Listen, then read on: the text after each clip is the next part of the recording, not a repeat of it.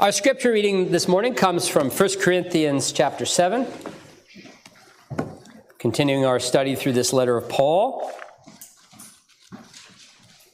In this chapter, which deals with matters related to marriage, divorce, singleness.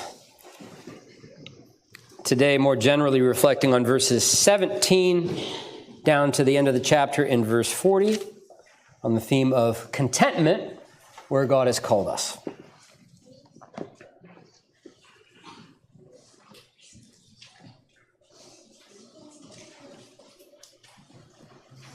And as you prepare to hear this word read and preached, I call you to give your careful attention to God's inspired, infallible, and inerrant word. 1 Corinthians chapter 7, we'll begin at verse 17.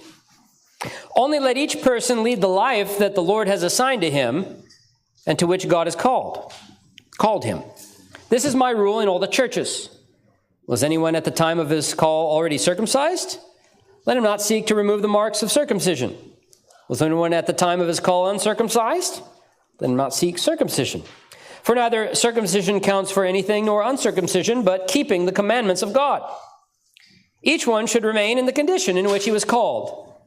Were you a bondservant when called? Don't be concerned about it. But if you can gain your freedom, avail yourself of the opportunity.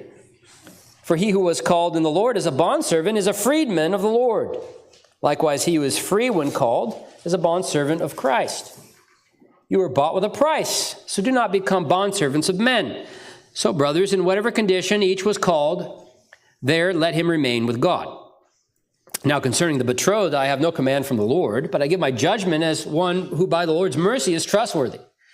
I think that in view of the present distress, it is good for a person to remain